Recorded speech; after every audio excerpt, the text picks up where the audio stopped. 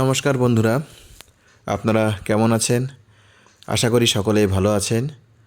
অরুণাচল ট্যুরের আজকে আমরা এসে পৌঁছেছি তাওয়াং শহরে অবস্থিত বুদ্ধ পার্কে, বিখ্যাত বুদ্ধ পার্কে, যেখানে একটি জায়ান্ট সাইজের বুদ্ধ স্ট্যাচু সমেত একটা পার্ক তৈরি করা হয়েছে।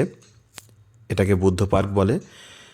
এই বুদ্ধ পার্কে বুদ্ধদেবের একটি 24 ফিট উঁচু মূর্তি বসানো রয়েছে। বুদ্ধ পার্কের দেওয়ালে গৌতম বুদ্ধের বিভিন্ন শান্তির বাণী খোদাই করে লেখা আছে। এই বুদ্ধ পার্কের বুদ্ধ মূর্তিটি 2015 সালে তৈরি করেন H.E.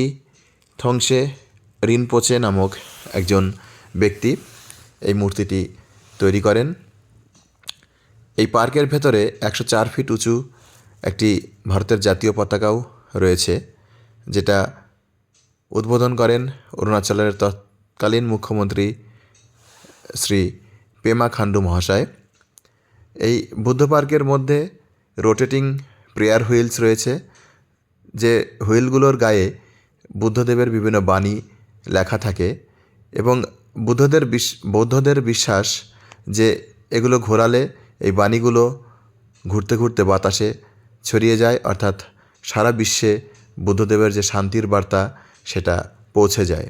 সেই কারণে দেখবেন যে কোনো বুদ্ধ টেম্পল বা মনস্ট্রি বা বুদ্ধ পার্কে এই রোটেটিং হুইল সবাই গিয়ে একবার করে ঘুরিয়ে ট্রাই করে, অর্থাৎ বৌদ্ধদের বিশ্বাস যে এভাবেই বুদ্ধদেবের শান্তির বার্তা সারা বিশ্বে ছড়িয়ে পড়বে। শুধু যে এই পার্কটি দেখতে সুন্দর তা কিন্তু নয়, এই পার্কের চারপাশে ঘুরে ঘুরে দেখার সুযোগ রয়েছে। যেভাবে আমি দেখুন ক্যামেরাতে এই বুদ্ধদেবের মূর্তিটিকে চারপাশ থেকেই দেখানোর চেষ্টা করেছি, অর্থাৎ 360 ডিগ্রি ভিউ দেবার চেষ্টা করেছি। ঠিক তেমনি পার্ক থেকে গোটা তাওয়াং শহরকেও কিন্তু খুব সুন্দরভাবে দেখা যায়, কারণ এটা তাওয়াং শহরের ভেতরেই রয়েছে।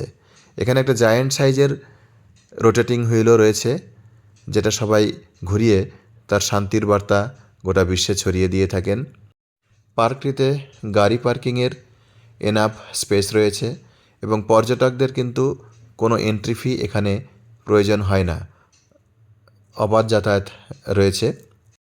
এই পার্ক থেকে গোটা তাওয়াং শহরের খুব সুন্দর এবং অপূর্ব ভিউ পাওয়া যায়।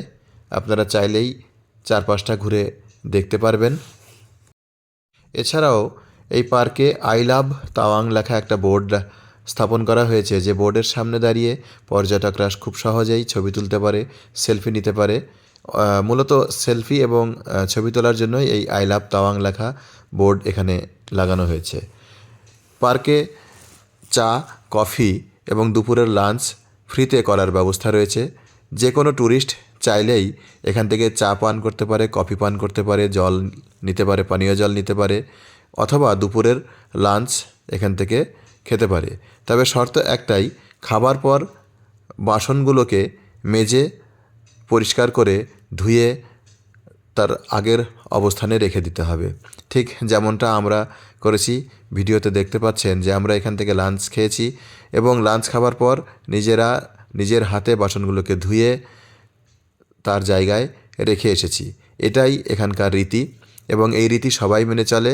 এবং এখানে চা, কফি পান করার জন্য অথবা লাঞ্চ খাওয়ার জন্য কোনো প্রকারের পয়সা বা অর্থ প্রদান করতে হয় না, সম্পূর্ণটাই বিনামূল্যে এই পার্ক কর্তৃপক্ষ পরিচালনা করে থাকে।